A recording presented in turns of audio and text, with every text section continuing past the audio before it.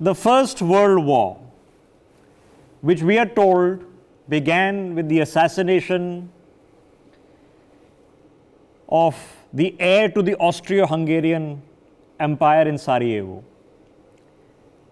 led to the deaths of millions of people, including Indians. The Second World War, which we are told began because of German aggression under the Nazi regime, led to the deaths of 60 million people, including millions of Indians. They created the wars, created a global crisis, fought for their interests. In modern times, the international crises were over oil. Do we need to investigate what happened in Iraq and Kuwait and the issues with Iran and the Saudis? Where did the Bin Laden family get all its money from, a percentage of which went to the child Osama, who then did what everybody knows and where he was found?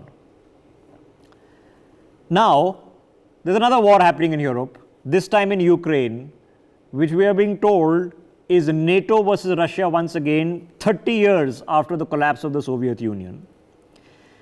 And we were told this is not about oil and gas, this is about the freedom of peoples against the bullying and the aggression of a Vladimir Putin sitting in Moscow.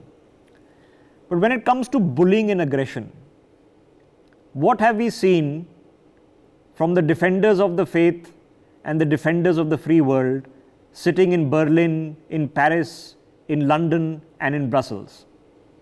All we've seen is bullying. Let's walk across and show you an example of when it came to sanctions on Russia and issues with Russian oil, what is the commentary that was being put out. This is the 8th of July, just a few days ago in Reuters. Okay, this is the very respected senior journalist Nidhi Verma working for Reuters. And what is she writing? Why India is ramping up Russian oil imports and easing the pressure on Moscow. This is Reuters as we speak. Okay, let's have a look at how the others are covering it across the board. If this is Reuters, have a look at how the New York Times reported this on India. In Russia's war, China and India are emerging as financiers. We are paying. India is cashing the check for Russia to murder civilians in Ukraine. Okay? Reuters once again. The US has warned India against a sharp rise in Russian oil imports.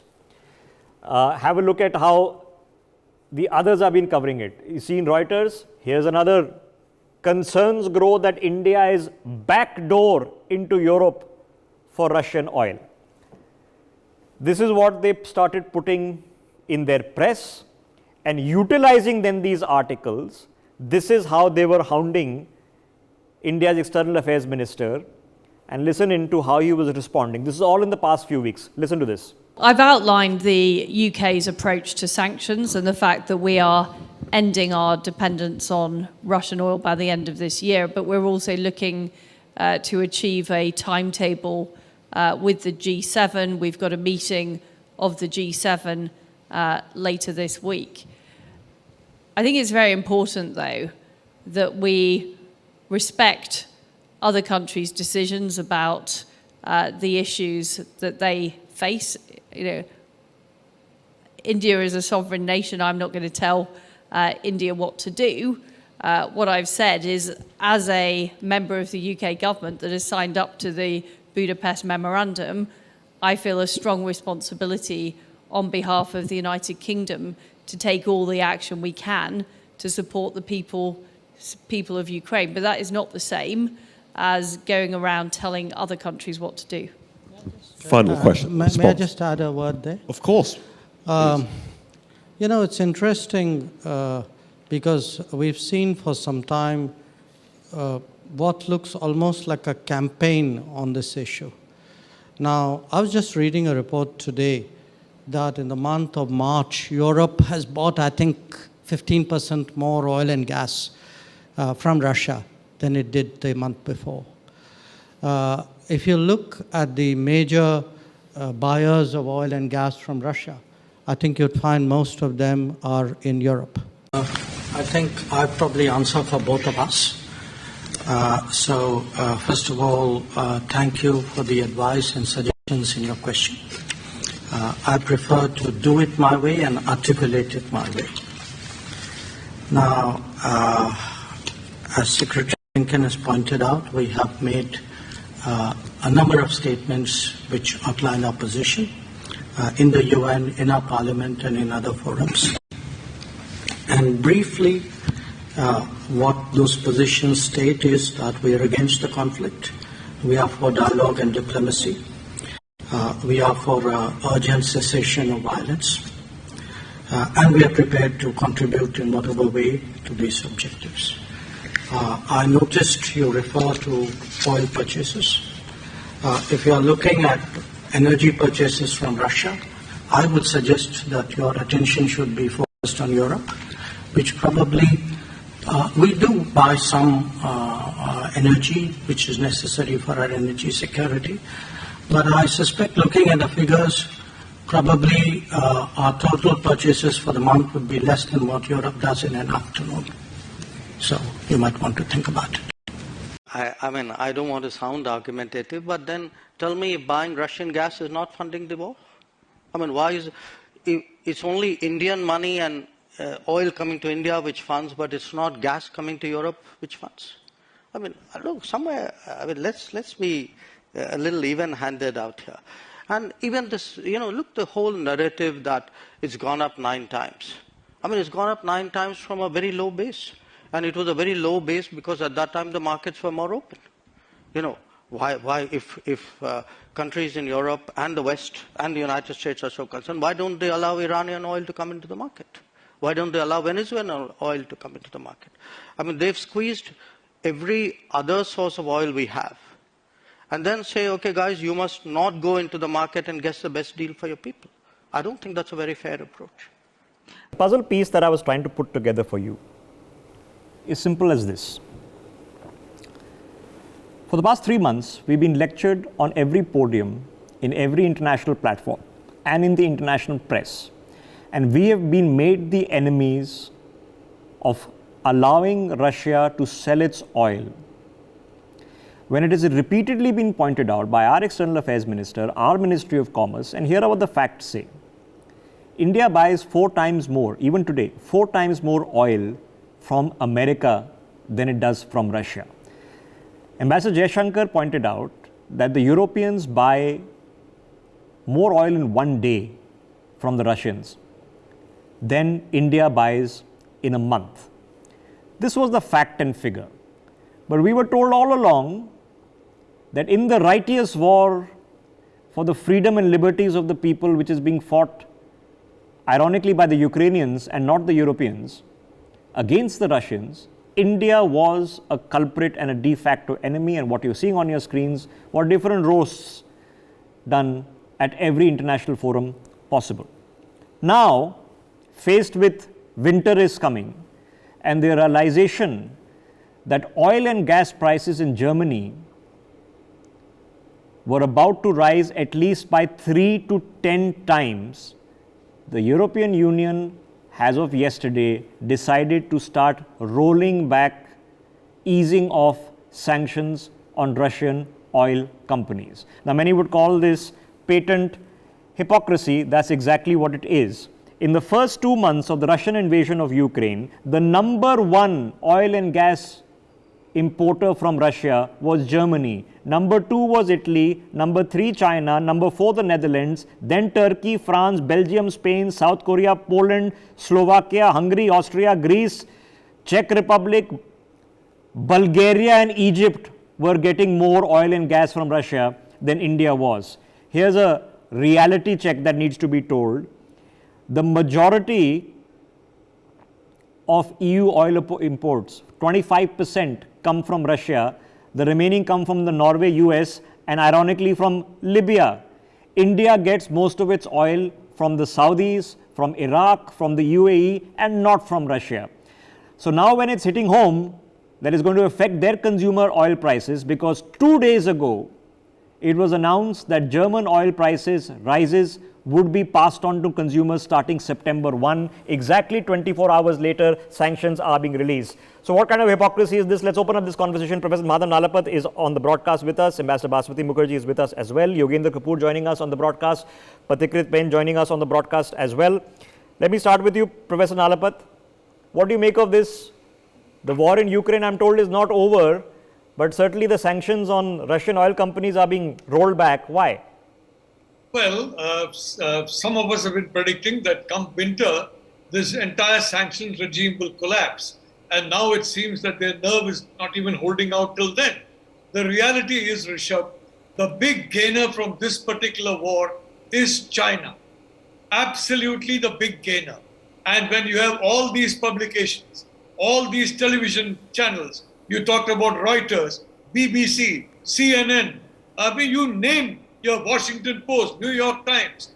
Each time they point to India as a huge enemy of the Western democracies, as the facilitator for ruthless authoritarianism. Guess where the biggest smiles are going to be. The biggest smiles will be in Beijing, and these media channels know it, and they are playing to that constituency by demonizing India. Why? Because that constituency does not want a good relationship between India and the Western democracies. This entire war is a gift to the Communist Party of China, led by Xi Jinping. And of course, one thing about this thing, let's be honest, Rishabh, you're talking about the Second World War. About 8 or 9 million people in India died of famine in 43, 44, including about 5 million in Bengal, mainly because the ships were diverted from India to feed people in the UK. Winston Churchill said, "Who cares if 10,000 Indians die? I don't want a single British family to go home hungry for even one night." And that is their outlook. So when they called for these sanctions on India, when they pushed India to do something which they were not themselves doing at that point in time, what they meant was, you poor Indian people can suffer. You can pay high prices. You can have your economy wrecked. We don't care. So here's a reality check of what has happened over the weekend in the last 48 hours. This is a report from Deutsche Welle, which is quoting Klaus Miller, German energy official, saying that Germany can last another 2.5 months without Russian gas.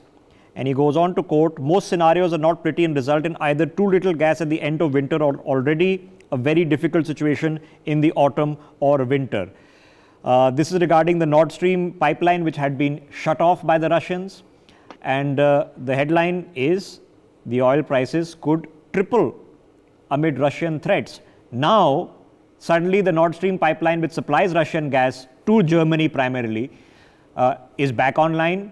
The sanctions are being withdrawn, and everybody is rather quiet on what all of this happened. Ambassador Baswati Mukherjee, what have we just seen played out, given the intense scrutiny that Indian oil purchases from Russia have come under, which are a minuscule percentage of the total? Well, there has been no scrutiny of European oil purchases, which have increased since the war in Ukraine began. Well, Rishabh, the scrutiny of India and the kind of questions which External Affairs Minister Jaishankar had to respond to, which he did so well, is an example of imperial arrogance, which now has got egg on its face. This imperial arrogance presumes that India is to be ordered around with regard to unilateral sanctions, which are then lifted when they start pinching the European Union taxpayer. And also, there are rumors which have come out in the yesterday's press that there are several major European Union companies which are on the verge of bankruptcy because of unilateral sanctions. That for instance, in Netherlands, where I was ambassador, the utility prices have gone up by 60%, and come September, October, when the winter hits, particularly Northern Europe, they are expected to go up further, because there is no way in which the coal plants, which in any case had been wound up because of climate change issues, can fill the gap. So what is the answer here? The answer here is there is a war which is fought on European soil. Like in First World War I and II, where we lost so many Indians, and Professor Nalapat was right, we lost 10 million Indians in the Great Bengal famine in 42-43. The tab or the price is either to be picked up by us, or we are supposed to be the fall guy. We are not the fall guy. We never ramped up purchase of Russian oil. We have every right to do so if we wish to for our own people. And this war and these unilateral sanctions have not only weakened the West, it has weakened NATO. It has certainly put China back in a position when China can threaten the West. And all this because of the foolish actions of the West, which thought that its imperial arrogance still reigns. Okay, so here is a reality check. 71% of Russian oil and gas exports after the invasion of Ukraine, I'm not talking about last year or 2 years ago, in the past few months, 71% has gone to Europe, of which Germany, the country that has been doing the most amount of noise making in India and abroad about our dealings with the Russians, was the biggest recipient. Patikrit, what do the facts and figures actually tell us, and this reversal which has been done in Brussels, what does that now indicate?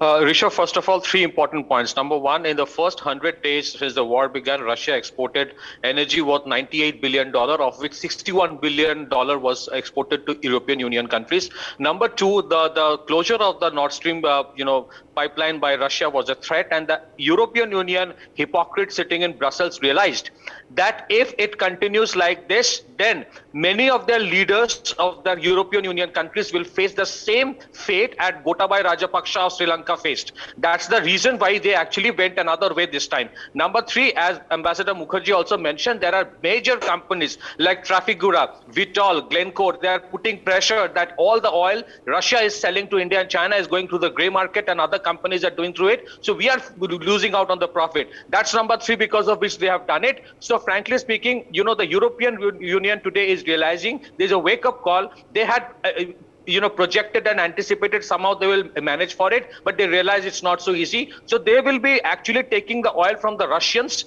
in the mid-sea, and from there via third countries they will be exported to European Union. They realize that till date and even today, they strategically depend on United States for military protection and on Russia for energy and on China for manufacturing. Reality is European Union today, in spite of their colonial hangovers, are absolutely nothing. But this is the reality. So what have we just learned? What we have just learned, and let me get Aman Agarwal into this. Aman Agarwal, what we have just learned is that after a democratic government in power in the US, Joe Biden, the champion of the fight against climate change, has done absolutely nothing to cut back on shale gas in Alaska and other places. Justin Trudeau is furthering policies including fracking, which is happening in the oil sands of Alberta and elsewhere. So when it comes to their energy security, and rightly so, climate change goes out the window. When it comes to their energy security, all sanctions, all talks go out of the windows. These are countries who have fought wars in the Middle East over oil. On what basis were they lecturing us on self-interest? You see, you're right on the point that there have been a lot of lecturing, and that happens when you are a developing country. So there's nothing new about it.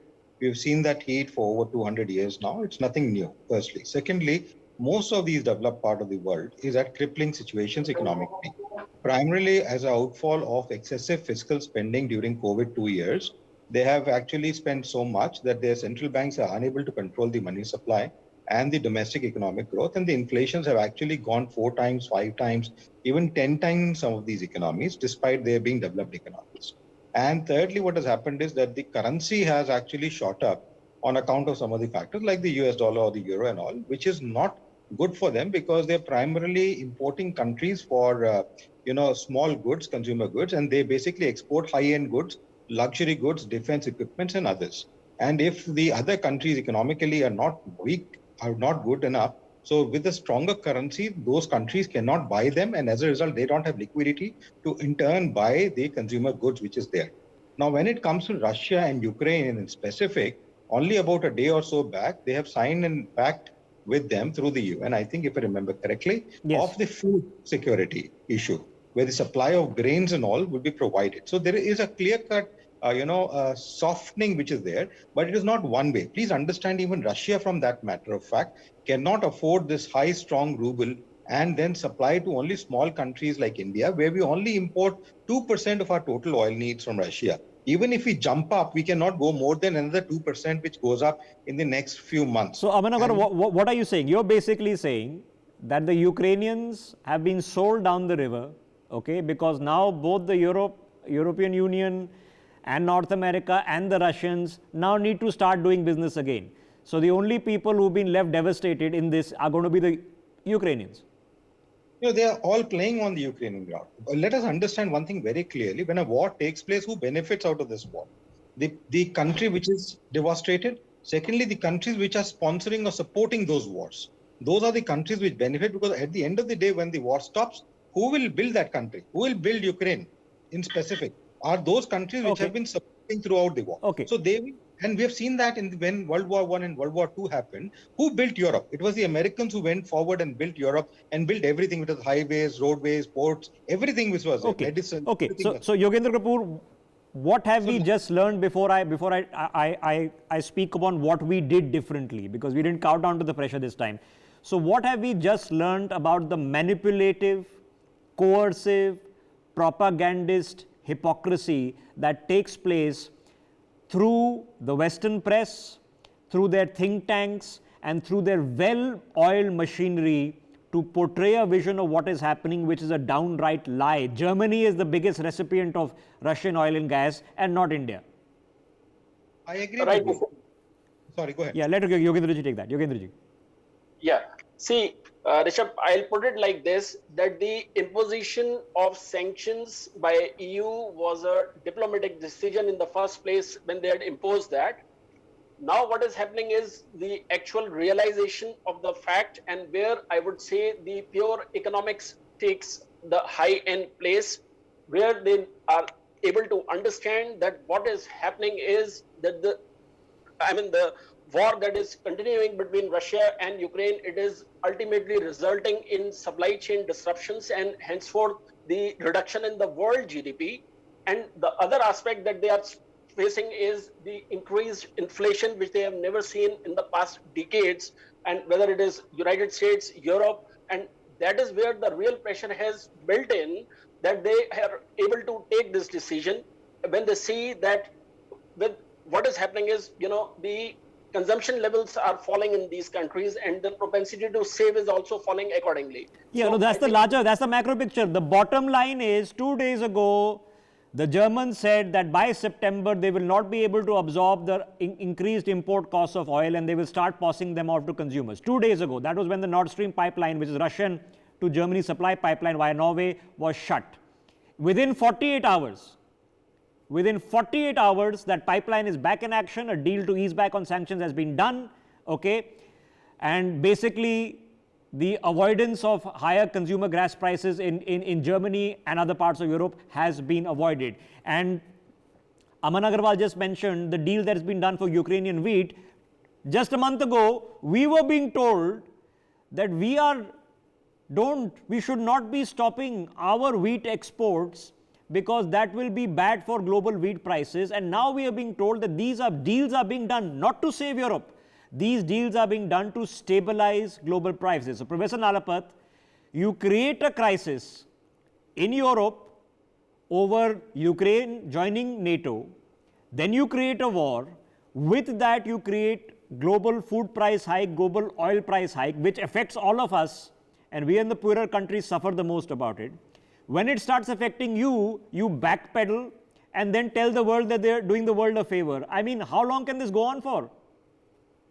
The reality is that the center of gravity in both economics and geopolitics has shifted to the Indo-Pacific from the Atlantic. But the reality is I don't really think that these Atlanticists, the leaders of these countries, care a fig for people in Asia, Africa, and Latin America. They don't care a fig for them, frankly, because it is, Rishabh, it's not just a question of Ukraine. Ukraine is suffering horribly because of the mistake made by Zelensky in trusting in the NATO analysis that Putin is on the verge of death. You had CIA people briefing the media, oh, Putin is about to die. And now you have the CIA chief coming and saying that he's in perfect health. I mean, what does this mean? So the point of the matter is very simple. Look at the way the world is suffering. Look at the way the poorer countries are suffering. Look at the way that an artificial famine is being created. Look at the way an artificial inflation has been created. It's been created by Biden, by Johnson, by Scholz, by Macron, and by these people. And, you can't put the blame away on Putin. Did Putin cause you to levy sanctions on Russia? Did Putin cause you to create a situation in which you have pushed your own prices to these horrible levels? No. The fact is that the Western world, unfortunately, is living in the past century, and they don't bother. So they have no value to lives outside the West. And for them, it's a West, and the rest should follow the West. Okay, and that's it. So this begs the question, Ambassador Mukherjee, the response this time around of all the entire propaganda, the entire well-oiled machinery to pass the buck, it's India to blame, India is the problem, not us. They are not supporting us, they're not doing their bit, they are, hanging out with oligarchs and supporting dictators. All of this time around didn't work. What does that tell us? Well, it tells us that the Indian position has been completely vindicated. It also indicates that India and its leadership have every right to put Indians first, their welfare first, just as the West does. And therefore, whether it was for keeping our oil supplies at a safe level or deciding to export or not to export our wheat, our Prime Minister and our government took those decisions on the basis of the welfare of Indians, which he has the right to do as the Prime Minister of a democracy, and exactly the way the West has done. It also demonstrates that the time of unilateral sanctions, not approved by the Security Council, has gone. These unilateral sanctions were imposed earlier on countries that could not fight back, like Iraq and Libya.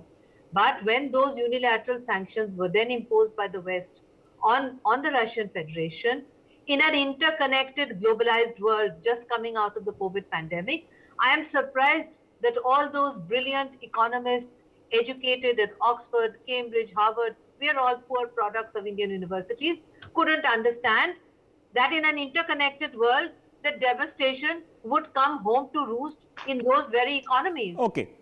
So I think it's also a lesson for the West, Rishabh, that they should be A, not so quick to criticize other people, B, they should see where the real threat comes from, which is China, and C, they should stop this nonsense of unilateral sanctions. Okay. The world has moved on, they should also move on. Okay, Pathikrit, so what scrutiny has the fact been digested within the people in Germany that actually it is they who are funding the quote-unquote Putin war machinery and not Indians? Have they ruminated over this fact, you think? No.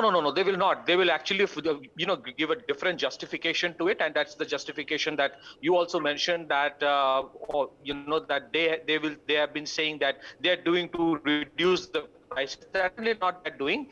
What they will actually try to do is that on the garb of saying that they will reduce the prices that they are giving this leave to the Russians, they will scrub their own resources. That's exactly what they do with vaccines. So you see the scarcity of wheat will continue because EU will shore up its own reserves. The scarcity on energy will continue because EU will now shore up for the next 2 years perhaps. And secondly, what they forgot is that Russia is a commodity exporting country. If you put pressure on Russia, you face the consequences. And I think Rishabh, just like your channel, many other channels should now consistently expose the hypocrisy and the double standards of the European Union. Because that's what it is. We don't have to, fortunately or unfortunately, Pathik, we don't have to try very hard. It's laughably in your face. And they keep thinking, I'm assuming that, we are still the half-naked fakirs, that we can't put two together and we can't see something in our face. And we are supposed to sign up to die in Italy and Monte Cassino and in Normandy to fight European wars which they create. We are supposed to just do it blindly, okay? Because colonialism, of course, never ended. Aman Agarwal, when it comes to rumination about funding Putin, who's doing it, India or the Germans? No, you see, there is a very important balance between Europe and Russia, and that is roughly about 70 to 74% of their energy needs is supplied by Russia. So there is a handshake which cannot be shaken off by either of them. You see, please, both, one is a supplier, one is a consumer. If there is no supplier, the consumer dies. The consumer is not there, the supplier dies. Its supply chain completely disrupts. And the chain is completely set up because this is not something which can be just flown out and put somewhere else. If you have to choose new consumers, you have to lay down pipelines, you have to create frameworks or ship moving those oils and so on and so forth, which is not an easy task at all. So, it is a win-win game for both of them to actually keep the handshake together going on into the winters. But before the winters also, both of them knew very well it's a question of who shakes off first. And in this case, we have seen that the Europeans have shaken off first. Yeah, they've blinked first. Okay, so quick. I'll just take a second more, Rishabh.